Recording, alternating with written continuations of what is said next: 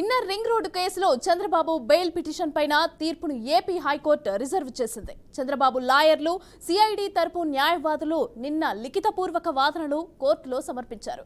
ఇక వాటిని పరిగణలోకి తీసుకున్న కోర్టు తీర్పును రిజర్వ్ చేసింది.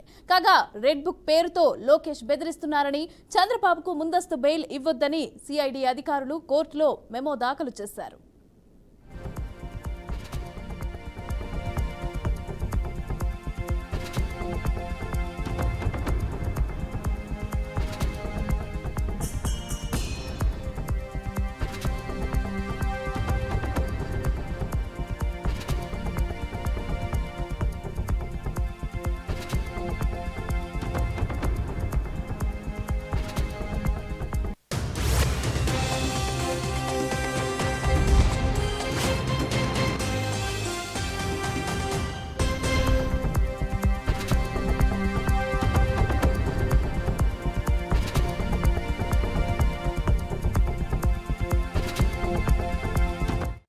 ఇన్నర్ రింగ్ రోడ్ కేసులో చంద్రబాబు బెయిల్ పిటిషన్ పైన తీర్పును ఏపీ హైకోర్టు రిజర్వ్ చేసింది. చంద్రబాబు లాయర్లు అలాగే సిఐడి తరపు న్యాయవాదులు నిన్న లిఖితపూర్వక వాదనలు కోర్టులో సమర్పించారు.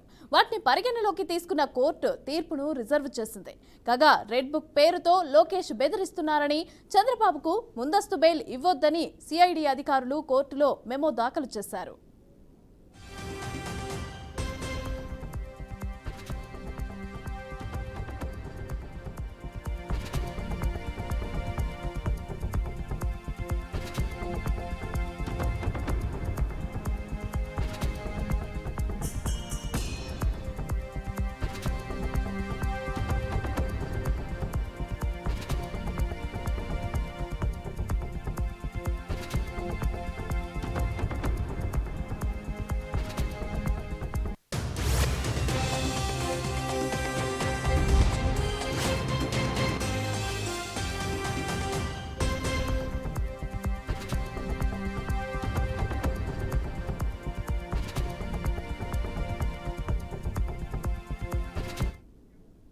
ఇన్నర్ రింగ్ రోడ్డు కేసులో చంద్రబాబుకు బెయిల్ పిటిషన్ పైన తీర్పును ఏపీ హైకోర్టు రిజర్వ్ చేసింది.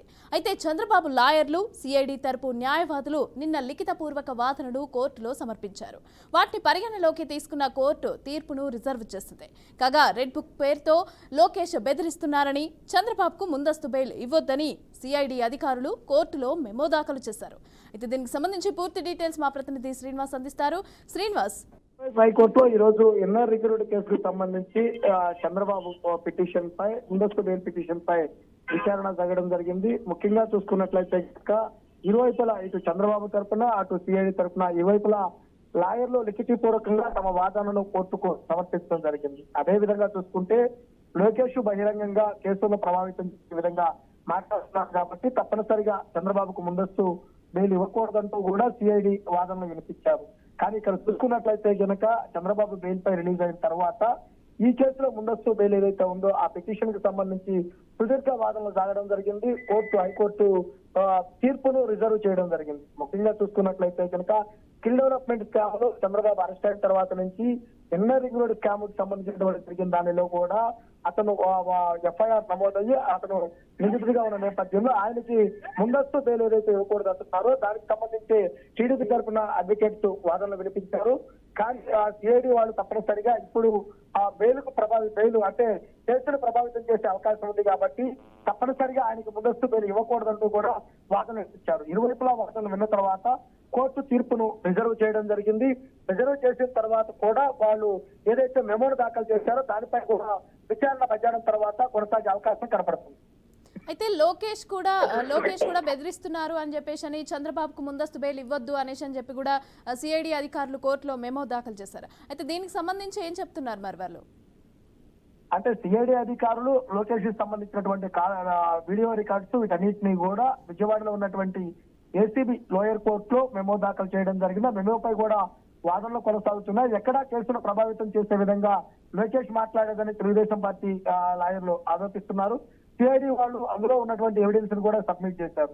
ఇరువైపులా వాదనలైన కోర్టు ఇంకా ఆర్గ్యుమెంట్స్ నడిచే పరిస్థితున్న నేపథ్యంలో మధ్యాహ్నం తర్వాత దీనిపై కూడా క్లారిటీ ఇచ్చే అవకాశం కనపడుతుంది. Okay, thank you Srinivas.